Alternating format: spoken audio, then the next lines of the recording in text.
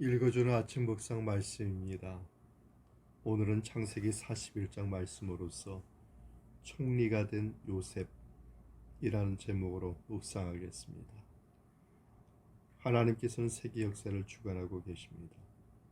세상의 모든 주권자들도 하나님의 손 안에 있습니다. 뿐만 아니라 하나님께서는 자연까지도 다스리시고 섭리하십니다. 우리는 이러한 하나님 앞에서 어떻게 생활해야 할까요? 오늘 본문을 통해서 살펴보고자 합니다. 첫째는 하나님이 세우실 때가 있음을 기다려야 됩니다. 본문의 4절과 6절입니다. 그 흉하고 파리한 소가 그 아름답고 살찐 7소를 먹은지라. 하루가 곧 깨었다가 다시 잠이 들어 꿈을 꾸니 한 줄기에 무성하고 충실한 7잎사귀 나오고 그 후에 또 가늘고 동풍에 마른 7잎사귀 나오더니. 술 맡은 관원장은 2년 동안 요셉을 잊고 있었습니다. 하나님은 잠시도 요셉을 잊지 않으셨습니다. 그래서 어느 날 바로에게 2가지 꿈을 꾸게 하여 요셉을 바로 앞에 서게 하셨습니다. 먼저는 아름답고 살찐 암소가 흉악하고 파리한 암소에게 잡아먹히는 꿈과 무성하고 충실한 7잎사귀 동풍에 마른 이삭에게 잡아먹히는 꿈이었습니다. 이러한 꿈을 꾼 왕은 번민하여 저명한 술객과 박사를 불렀으나 아무도 왕의 꿈을 해석하지 못했습니다. 바로 그때 술 맡은 관원장은 2년 전에 자기가 감옥에 있었을 때의 일을 생각했습니다. 자기 꿈을 해몽해 주어 복직될 것을 알게 된 히브리 사람 요셉을 기억한 것입니다. 그래서 술 맡은 관원장은 요셉을 바로에게 소개하여 요셉은 바로와 왕 앞에 서게 되었습니다.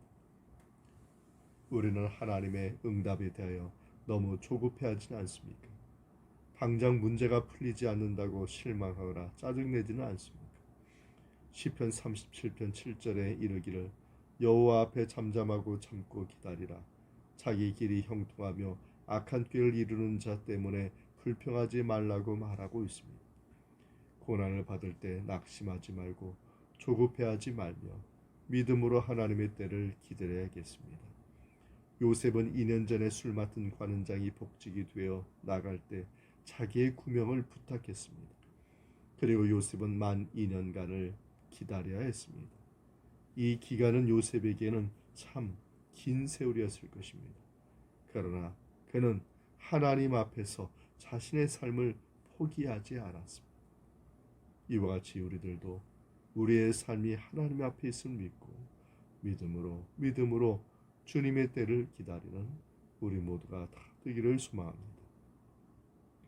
둘째로 생각할 것은 하나님께서는 한번 정하신 때가 반드시 이루어지게 하신다는 것입니다. 본문의 16절입니다.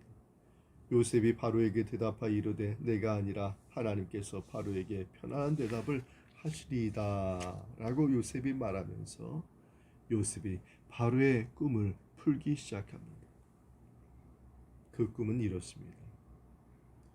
이 꿈은 하나로서 하나님께서 왕에게 보여주는 것인데 7살찐 암소와 7 충실한 이삭은 앞으로 이루어질 7년 동안의 풍년을 의미하고 7 파리한 암소와 7 쇠약한 이삭은 7년 풍년 다음에 이루어질 7년 충년을 의미하는 것이다 라고 요셉이 꿈을 해석합니다.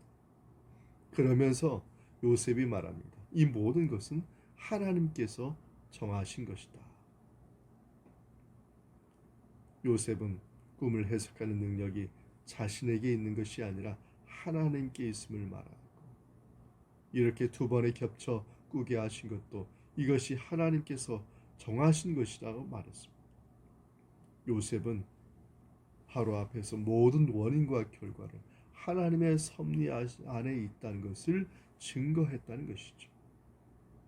다시 말해서 모든 것에 하나님께서 정하시면 그때는 반드시 이루어진다는 하나님의 섭리를 말하는 것입니다.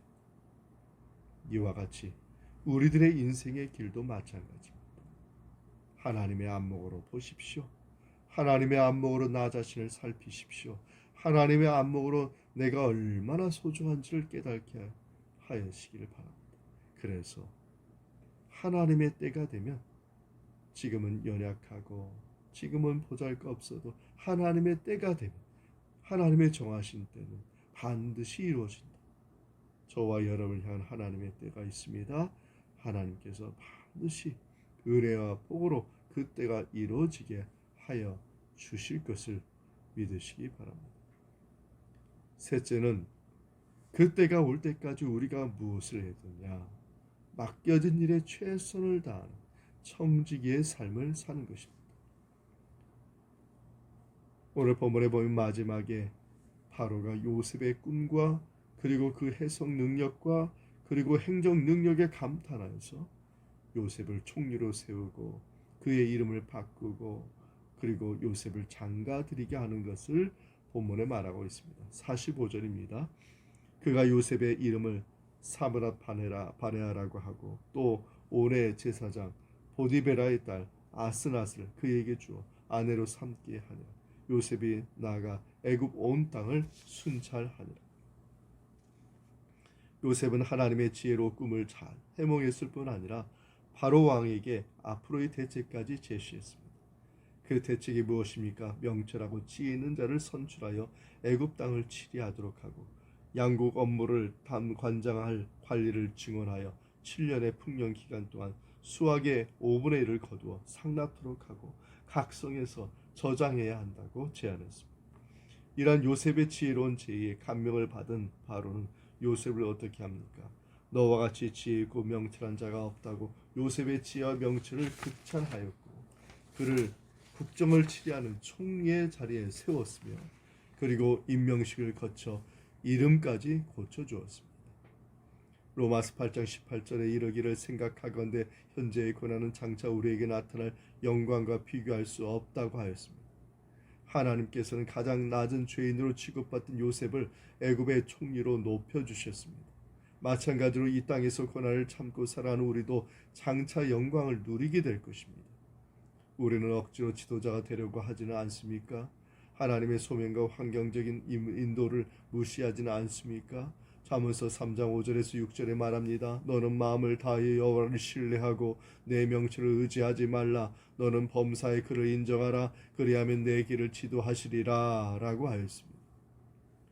요셉은 지도력이 있었습니다. 행정 능력이 있었습니다. 그는 총리가 되자 곧장 애굽의 온 땅을 순찰하였습니다. 그 후 해몽대로 애굽에 7년 동안 대풍년이 들자 요셉은 잉여 농산물을 철저히 거두어 국고성에 비축했습니다. 그러면서도 요셉은 겸손하게 하나님의 은혜를 잊지 않았습니다. 재물을 자신을 위해 의롭지 못하게 축적하는 것은 잘못된 것이지만 근검 전략하에서 저축함으로 규모 있게 어려울 때를 대비하는 것은 지혜로운 것입니다. 그리스도인들은 하나님께 맡기신 물질을 지혜 있고 올바르게 관리하는 청지기가 되어야 됩니다. 또한 맡겨진 일에 충성을 다하는 그러한 충성된 사람이 되어야 됩니다. 물질뿐만 아니라 시간과 재능도 지혜 있게 관리해야 됩니다. 그래서 하나님 앞에서 참된 신앙인의 삶, 청지기의 삶을 살아서 하나님께 영광 돌리는 삶이 되기를 우리 모두가 다 되기를 주님의 이름으로 축원드립니다. 이 말씀의 은총이 우리 모두에게 함께하기 바랍니다. 아멘.